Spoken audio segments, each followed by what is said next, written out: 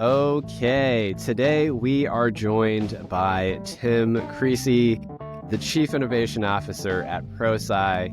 If you haven't heard about Prosci, it is the global leader in change management solutions. I've got Prosci certified years ago, and I feel like you're really the thought leader, right, when it comes to establishing what does it look like to drive change and innovation, which is what I'm all about. So thank you, Tim, for joining us today. Thank you for having me, Jay. And yeah, we really appreciate the opportunity to come chat about this and your kind words about Prosci and the difference we're trying to make, right? In terms of helping practitioners feel like they have the competency, the capability, and the courage to step into the mess that is change sometimes. And it is messy. But one of the ways you drive, almost like clarity in the chaos is through the ADKAR model, which has long been a staple in the change management world since I want to say like 2004, 2006, right, when it first came out. Because we'll probably be using ADKAR for the rest of this episode throughout, sprinkled. Are you okay to quickly just define the ADKAR model for our audience, and then we'll dig into AI adoption, behavioral science, business strategy, all the fun stuff?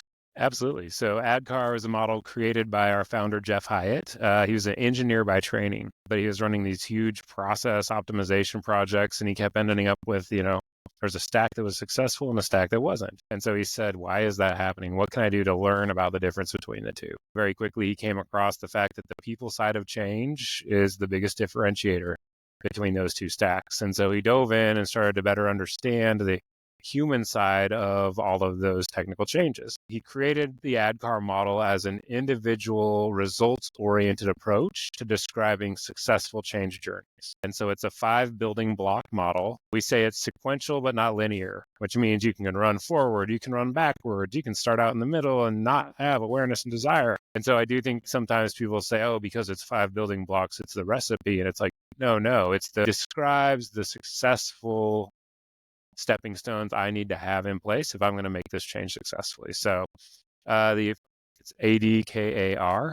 First is awareness of the need for change. And that's really an internalization of why the change is happening. So not awareness that the change is happening, it's awareness of why the change is happening, truly understanding why now, what it means to me. After that comes desire to participate and support the change. So that's the personal decision to get on board and be part of this change. And we know that we can nudge behavior and influence behavior, but ultimately it's human decision to get on board and support this change. And there's a lot of things then that we can try to help to build that desire. So awareness and desire are what help us sort of get out of the current state and step into this change. After that comes the K and the A, which are knowledge and ability. So the knowledge to do things differently, both during and after this change. And then the ability to implement those new skills and behaviors that are required of me when I show up after this change has come to life. And people talk about, sometimes people say, what's the difference between knowledge and ability? It kind of feels like the same thing. And I just invite them to go golfing with me if they want to see the difference between knowledge and ability, because I know how to approach the ball. I know how far apart to keep my feet.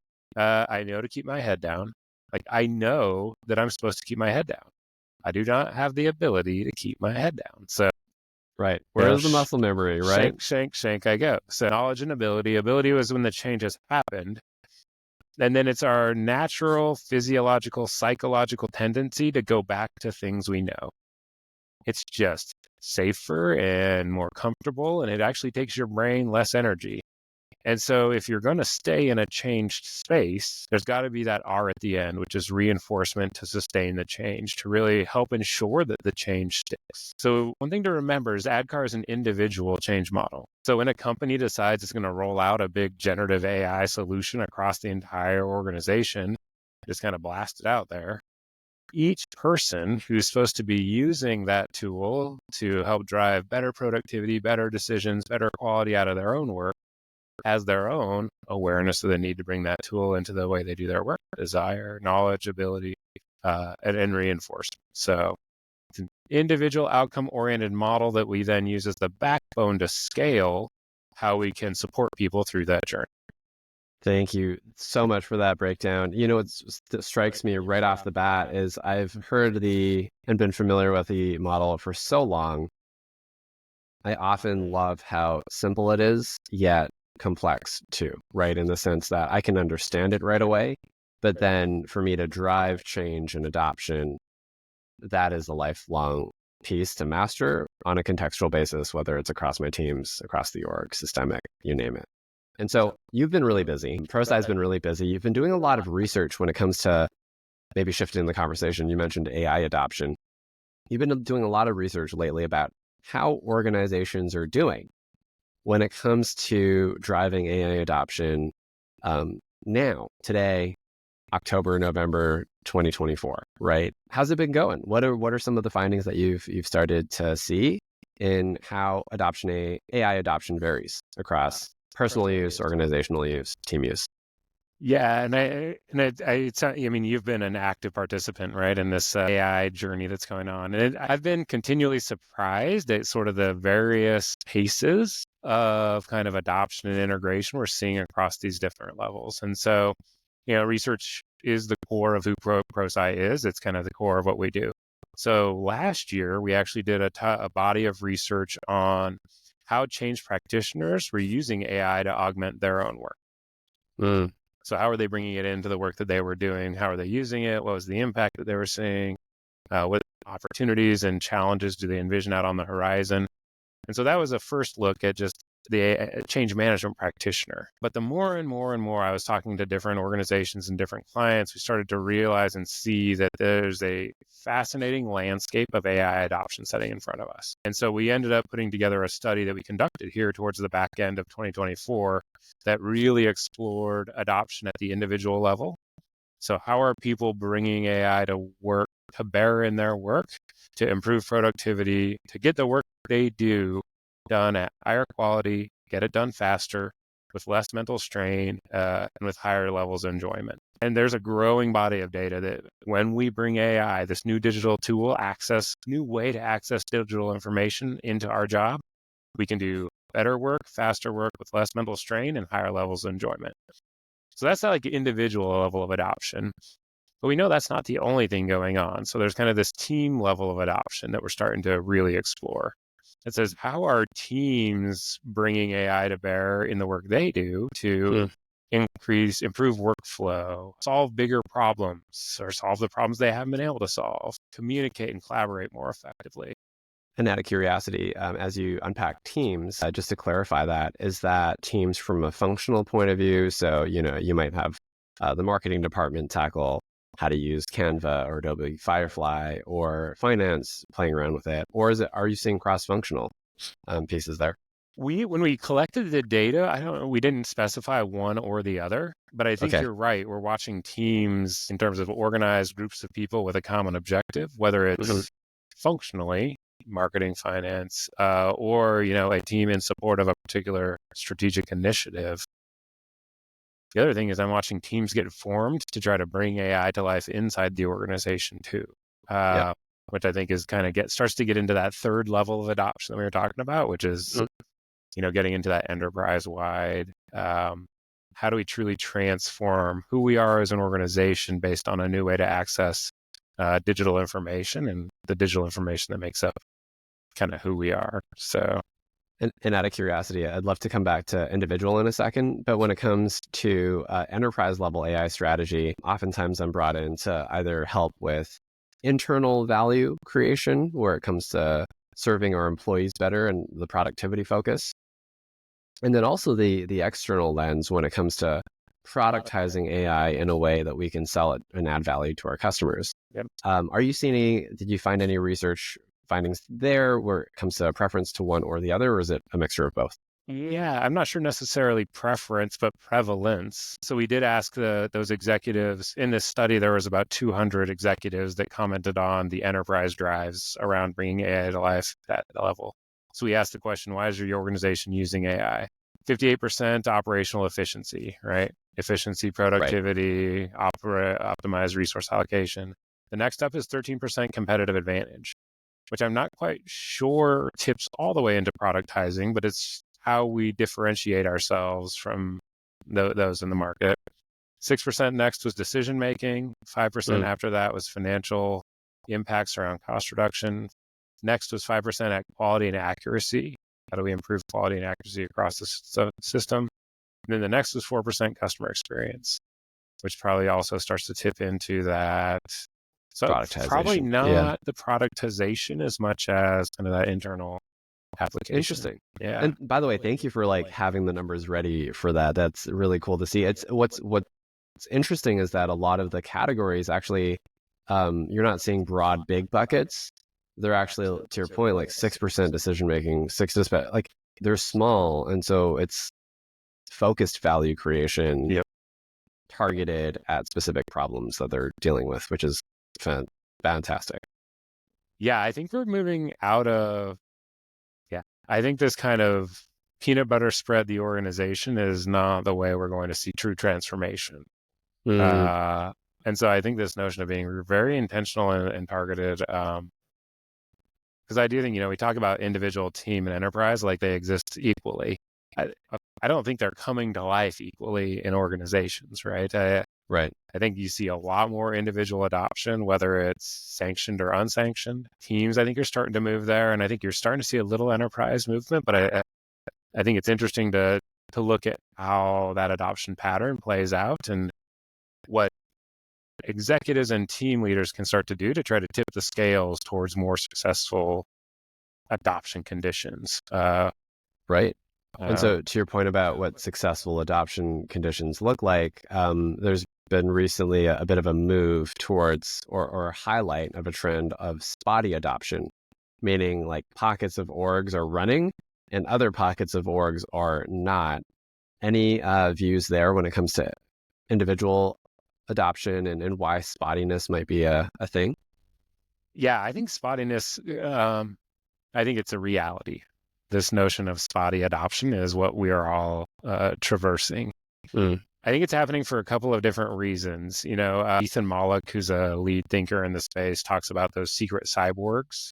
So the people that are bringing AI to work with them, using AI as their own private teammate, but not sharing with anybody else in the organization, kind of why they're doing it. And so I think there's a bit of that spotty individual adoption. I also think there's spotty sort of team adoption. Maybe it's where you're seeing, it'd be fascinating to do sort of some forensics on like where are, you see the hot spots across an organization. So we did ask questions about the level of consistency versus inconsistency of adoption across the organization. I haven't sliced that just yet, but I think that'll be the next iteration. Yeah, that's the data we're analyzing right now. It'll be coming out in kind of a couple of weeks. I just haven't crunched that bit yet, but I think one of the interesting nuances of this AI digital transformation relative to some of the others, and maybe I'm going to circle it back to spotty adoption, is that when I roll out a big ERP, I know how each person is to interact with the system when I roll it out. End to end, that's the nature of the ERP, right? And those future states are known going in. End to end known future states as I step into it. This integration of AI and tapping into the opportunities it's providing to organizations, I don't think has that commonality of how it's going to get brought to life. And I don't think we have defined future states just yet in terms of how people are going to be able to do their work at higher quality, faster, with less mental strain and with higher levels of engagement. But I don't think we quite know how yet, which is why I think, experimentation and really tapping into creating one of those innovation labs like Ethan Mollick writes, or figuring out to create a way to surface the innovation that's already happening with all of that sort of spotty adoption, those secret cyborgs. So what's your experience in terms of kind of consistency versus variation in adoption across teams? It's so fascinating, right? Because as I set up AI and automation communities of practice, so I don't think it's just an AI conversation. I think it's both. It's how do we automate some of our processes in general, which alludes to like a 5 to 10 year,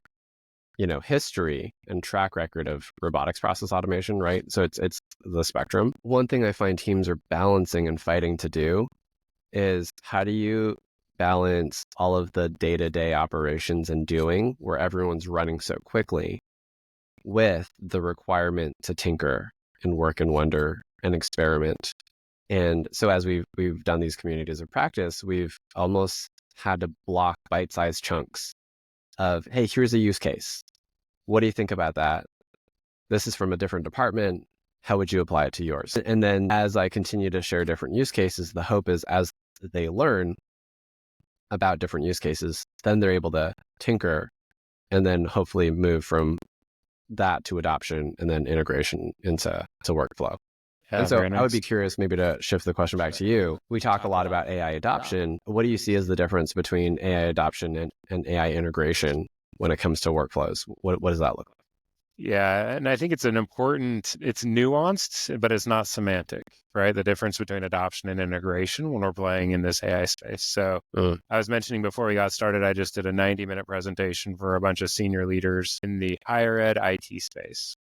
And so I have a whole section in there around AI integration, and we use this AI integration framework. But the path I go down is that, jobs are bundles of tasks. What we're going to do is take the bundle of tasks that make up your job, think about what you did the last week, the last month. We're going to bucket it out into 3 buckets. One bucket is called human exclusive tasks. Those are tasks that Jay the human will always have to do. We're going to create a third bucket called AI automation potential. Those are things that potentially at some point the robot could do completely for me. And I encourage people out of the gate, don't get hung up and worry about that stuff just yet. Because the middle bucket is called AI collaboration opportunities. And I say the magic's in the middle. Those are tasks that you are doing already today that have a high intensity of digital information. Like they're highly focused on leveraging digital information in some way. Right. Therefore, they are the surface area that you can tap into this new AI intern to help you do more, get more done, all those things that we talked about. And I tee up like, what are the capabilities of this new AI intern? So you can think about day-to-day work you do when you are brainstorming or researching or flexing text or summarizing or expanding. And it's fascinating, Jay, right? To watch folks just to target. And I built my GPT bot where you can go type in a job title and it actually goes and gives you the 3 buckets. Here's your AI automation potential, here's your human exclusive, and then here's the magic, the AI Oh, collaboration interesting. opportunities. And so knowing my audience, before I went in, I pulled, 3 job titles. So chief information officer at a higher education institution, executive director of IT security, and, just put them right in. And I think the unlock between adoption is like, oh, I started using an AI tool. Oh, I've used an AI tool. I've used an AI tool. Integration is when I, in my day-to-day, week-to-week, month-to-month work, lean on my AI intern as a go-to teammate anytime I'm working with digital information. So I think that's where it really starts to come to that kind of full integration space. I started playing with a thing I'm calling the Digital Information Intensity Index.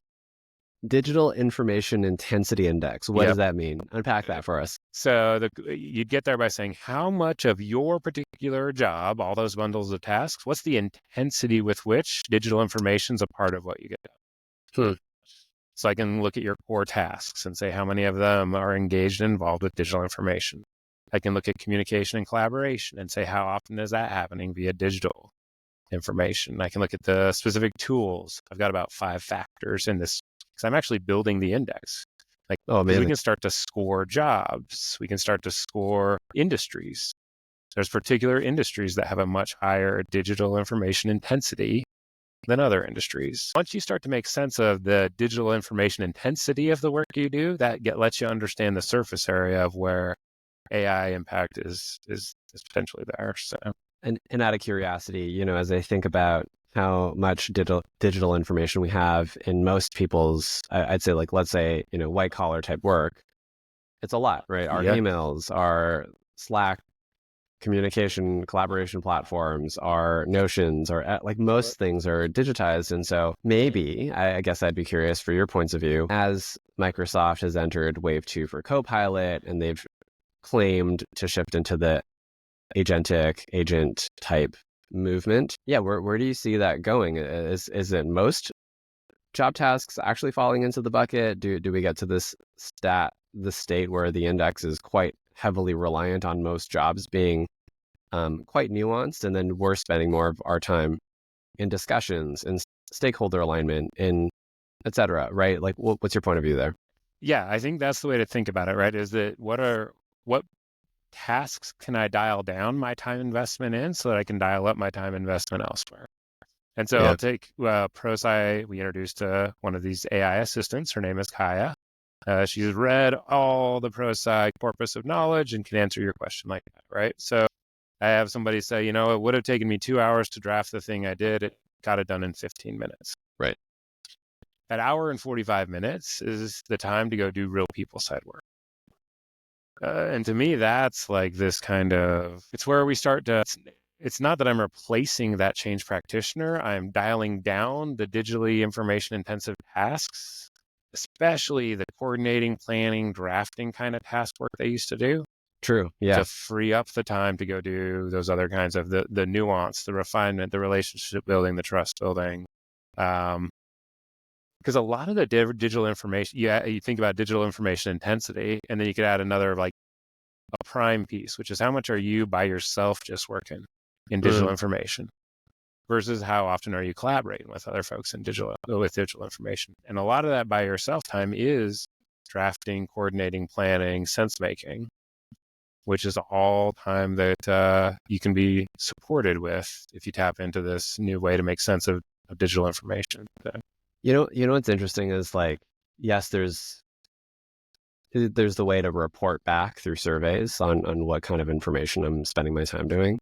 I wonder if, I'm just wondering out loud now, but like, I wonder if there's a way for us to automate some sort of program that tracks all of the time that I spend drafting stuff and coordinating things. Because even though I have, by the way, I'm using Clockwise, I'm using Supernorm, I'm using all of these platforms that help me with intelligent scheduling.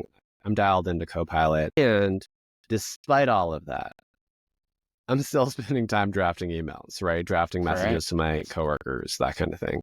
And so do you think there are emails that you just forget to lean on that capability, or are there emails that you always will want to? Because to me, there's some human exclusive emails, right? When I think about AI collaboration versus human potential. So I don't know if is it an oversight or intent that you still spend that human time drafting those emails? Yeah, and there goes my dog. Yeah. It's interesting. I think the more I think about inbox prioritization or actions, because email tends to take up a lot of our work lives still, or even like Slack messages or Teams messages, you name it. You're right. There's almost this like activation of, respond every time an email comes in. Here's what you want. Here's what I want you to do with it. Draft up a response automatically, and I'll edit as we go. But almost this like coaching of it to get to that point. Yeah. Especially when like, I don't know, I'm a big fan of David Allen's getting things done framework, right? Where it's like do, delegate, delete, defer. If you can kind of somehow extrapolate my thinking and my application of David Allen's getting things done process to my inbox, I wouldn't have to do most of my things, which would be amazing, right? And then to your point, identifying or tagging, nope, Jay, this is just for you. You need to respond to this. Yeah.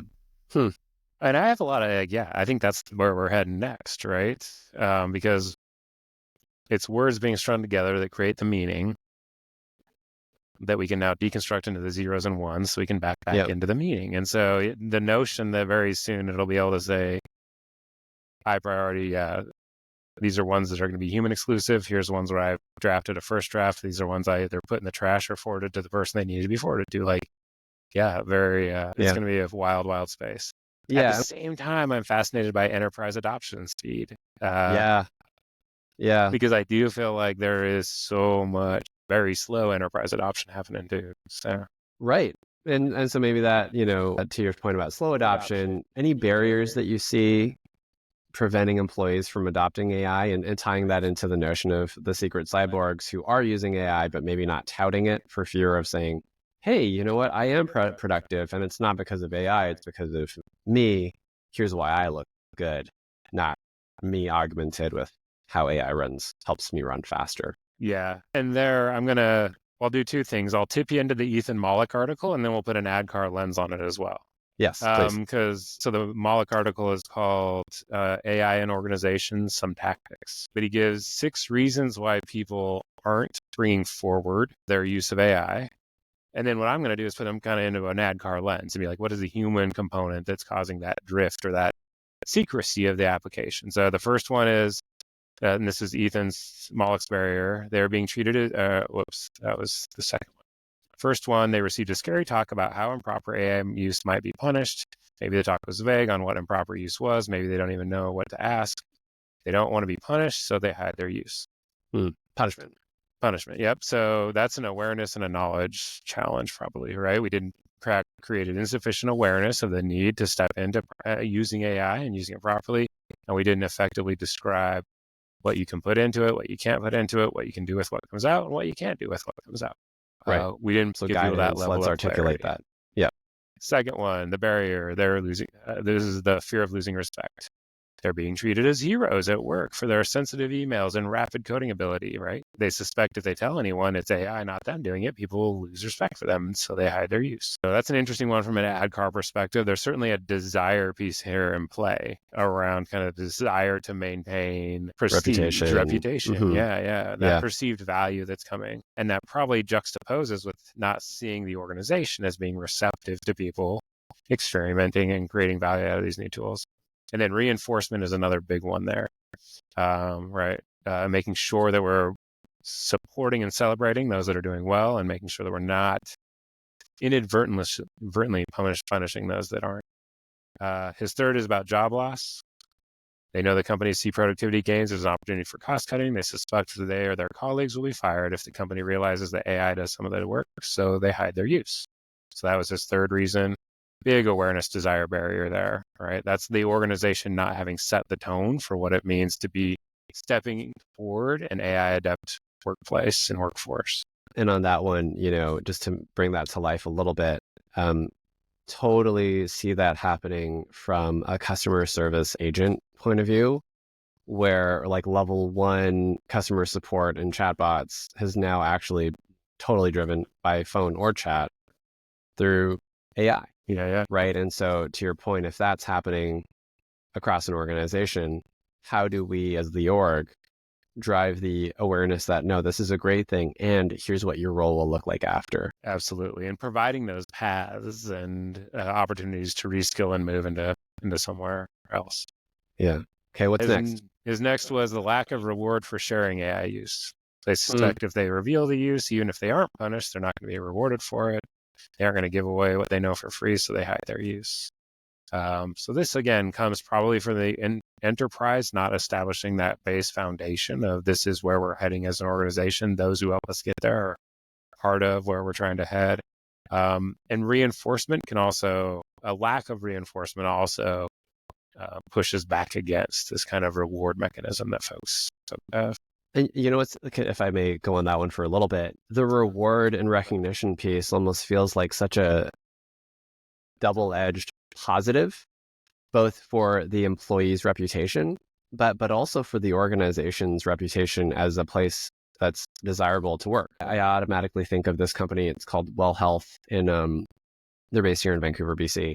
But they recently posted on LinkedIn, this was about 6 months ago, about how their head of product, right, Brandon, was launching an AI innovation hub and how they were playing with tools. And the amount of traction that I got, just that one post where people are like, oh man, that's a pretty cool place to work. They're doing it. Like they're walking the talk and they're doing it. Brandon feels good as a result. Shout out to Brandon, because then it's like, this is a place I want to work because they're playing with the latest technologies and they're reinforcing the behaviors that I want to see. 100%. And the back half of his article talks about the notion of creating innovation labs where ideas can come and be cross-pollinated and spark new innovation, right? And so there's like a triple-edged sword to the win-win-win out of this reward system, because if I get to watch you tell the story of how you solved a particularly hairy problem by tapping into a generative AI tool, now I have a spark of innovation of that because I have a similar challenge over here. And I'm going to take that approach that Jay used and thank goodness shared with me, because we got the reward mechanisms aligned, right? Yep. And now I'm off innovating over there too. So yeah, absolutely. There's definitely this call to action, right, for employees who are fearful. It almost slipping into the tinkering and like maybe not knowing what I'm doing with AI, but showing that story adds value a lot, because those are the people that I trust the most. There's this one guy, I'll give him a shout out. His name is Jeff Jang. He's the one person out of my 10,000 LinkedIn connections who consistently posts about the different creative tools that he uses and highlights videos, Right. highlights how he's playing with audio, details the different. And now, from my point of view, I have a lot of really smart people in my network. He's the one person I'm like, oh, if I have a question about that, I'm going to go talk to him, because he doesn't necessarily know the answer, but he is the one who is tinkering to try to figure it out. He's doing the work, right? He's in there working in it for sure. Yeah. Yeah. Whenever people tell me they're about to get into prompting, I always say, or they, oh, I've tried a couple things, I just haven't got any results. I said, what have you tried to make with it? And they're like, what do you mean? Like, and I'm like, you have to have there's got to be intent, right? And so somebody who's willing to tinker and play and experiment, and he's also the one that probably knows how to value the quality of what's coming back out, because he is that expert tinkering in what he knows. Right. So, which is a big part, I think, of really getting the innovation up and running inside the organization. I love that. Nice. He's got two more. Yeah. Okay. Increased expectations that are going to come and associated with productivity gains. Even if they don't cut costs and don't reward people, any productivity gains is just going to be an expectation of more work that gets done. And then I think the last one is a really important one: lack of sharing mechanism. We just don't even have a way to effectively kind of share what it is and how it is we're using it. And that can be simple, right? Like, that is a barrier, but it's not hard, right? When I think about the communities of practice that we set up, I've actually pushed for shorter meetings, right? Like, don't take up an hour and a half of my time every 2 weeks. Like, I don't have time for that because I'm doing so much in my day to day. But if I could have a half an hour, a glimpse of how a different function or a different team is using it, the knowledge exchange, it can be really simple, and you record that, you share it out. There's a lot of digestible ways we can do this. And so, absolutely. The other one I'd add to that is the notion of show, not tell. Show, not tell. Like, show me how you did it and what you did. Don't just tell me about how you used it, because, right, richness of language is the currency of generative AI. And so to watch someone else and how they used language to accomplish what it was they were setting out to accomplish is hugely powerful. I have 2 teenage boys, and they play this game called Fortnite. It's one of these shoot 'em up games. There's not much gore, which is why they were allowed to play it. But I sat down with them and tried to learn to play it for a little bit. Have you ever played it? Yeah, I have 2 nephews who play it all the time. So gotcha. So there's a fascinating, I wrote a paper about this and never published it, but it's completely applicable in the AI space. So they drop you in, there's 100 people battling each other. When somebody bests you, you then go into their body and get to watch them play. So they're still in control of the character, but you're seeing them play. And then when that person gets shot by somebody else, you go into that person. And so if you play this out, right, if you play it out long enough, you end up in either the first or the second place person's body and watching them play the game. Now, you can always jump out of it and jump into the next game. So my boys would be like, get to the next game, get to the next game. And I'm like, no, look at this guy play. He's amazing. And it's the exact same view I'm trying to learn how to play with. Yeah. So I called it experiential exponential learning. Exponential experiential learning. Because the learning can go exponentially because you're watching an expert do exactly the thing you're trying to learn how to do in the exact same way you're trying to learn how to do it. And so I think there's some real value in there in the AI space, because where I watch people get unlocks is when I just open up a prompt. I open up Kaya. And they're like, well, let's see what Kaya can do. And they just start telling me about the situation they're in. Well, we've got this huge ERP going on and we're halfway through a PLM, and I just start typing all the details right into the prompt window. And they're like, what are you doing? And I'm like, I'm prompting Kaya. And they're like, but you're just putting in all the stuff I'm telling you. And I'm like, exactly. Yeah. Like, we're about to let it deal with your problem. Yeah. We're about to ask her to help us with this challenge. Why would we keep any of that hidden from her? That's just like enriching paint we're putting on the palette that's going to let her paint a beautiful picture for us. So yeah, letting people watch you get in and do it. I think there's some fascinating, when we talked about the biggest challenges that you've seen across individual, team, and enterprise. Biggest individual challenge, user proficiency, learning curve, and training. Sorry, that was the biggest team challenge.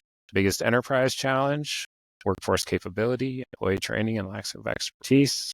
And they all feed into one another, right? Like you think about what's required, it's definitely the training and sharing, which will then increase your competency, and you're after the races. Yeah. So It's thank you so much for sharing the Fortnite story. I couldn't help but think about the lessons that we tie in from the trends in streaming, right? So like when you shared the story, I immediately thought about Tetris. The Tetris high score is now the highest it's ever been. One of the reasons why is exactly to the exponential experiential learning. As people in the 70s and 80s were playing around with Tetris, you couldn't see what the best players were doing. As we got into the streaming age, you could see exactly what they were doing. And so you got better at gamifying getting the high score. And so similar to Fortnite, it applies to everything, right? Out of curiosity, as we start to round up this conversation, there's this one statement you made when we were prepping him for this call that I want to bring us back to. You wanted to create a bumper sticker that says, AI only multiplies the interest rate on your technical debt. Tell us about that. What's our call to action here? What's the imperative?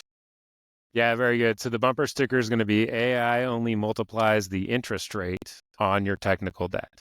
So the point is the technical debt that you've accrued over the years is now getting more expensive to you. It is more costly to have not cleaned those things up. And so the way that I kind of get there is, AI, the way I think about AI is a new way of accessing, transforming, and generating digital information, right? We already talked about kind of digital information as the hub of the digital information intensity index. Now it's also kind of the unit of everything in there. So it's all zeros and ones. So the degree to which your zeros and ones are in order is going to either limit or accelerate the impact you can have now that you've got this new way to make sense of zeros and ones when they're all together.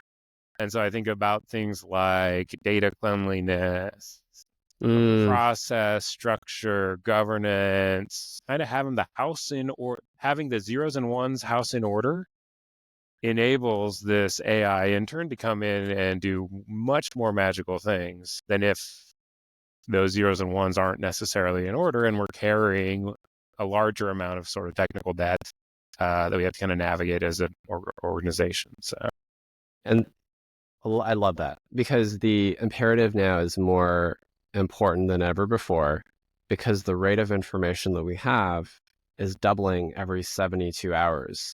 And to your point, if our data is crap, right, and it continues to be that way, just think about the competitive advantage that other organizations who do have clean data are operating with their data lakes and are able to action on those pieces of information continuously in a generative manner. Mind-blowing. Speed to aha, right? Like what's the speed to aha? And yeah, if we have things in order and bring this capability on top, our speed to aha accelerates, right? In an unstoppable way. So I'll give you two kind of thoughts at the end. I'll give you three. Okay, hit me. Curiosity and tenacity. Okay. I think those are going to be the keys, right? The curiosity and tenacity to get in there and keep on experimenting and playing. Because in a lot of cases, the cost of iteration, the cost of experiment has gone really, really cheap as long as we have the curiosity and tenacity to get in there and keep working at it. My second is what I'll offer up as the 10 most powerful words in prompting. What questions do you have for me before we begin? And you put it at the end of your questions do you have for me before we begin? So you put all your prompt in, all the things you're going to put in. At the end of your prompt is, what questions do you, AI tool I'm using, have for me, the user who crafted this prompt, before we begin? And it does two different things. It, first of all, establishes the collaborative relationship you're about to now have with that, in that generative moment in that experience. And it also lets the AI tell you exactly what kinds of paint, if you put it on the palette, it's going to be able to paint an amazing picture for you. Right. So so that's my second. And then my third thing I'll leave your audience with, I close all my talks with this now, is ancora imparo. The phrase ancora imparo, it's Italian, allegedly Michelangelo's last words. Ooh. So here's smartest being on the planet on the way out. And it translates loosely into yet I am still learning. So here's Michelangelo, smartest being on the way out saying, yet I am still learning. Wow. And so in 2020, I came across that and it helped me make it through 2020. But I think that's the mentality. If we can all embrace every single moment as a yet I'm still learning moment, I think it's a really fun way to live this life. So Yet we are still learning. Follow Tim Creasey or hop onto his regular LinkedIn newsletter, which is Change Success Insights. He drops so much great knowledge. Tim, thanks again for being on the pod. thank you for having me, Jay. Really appreciate it. Enjoyed it.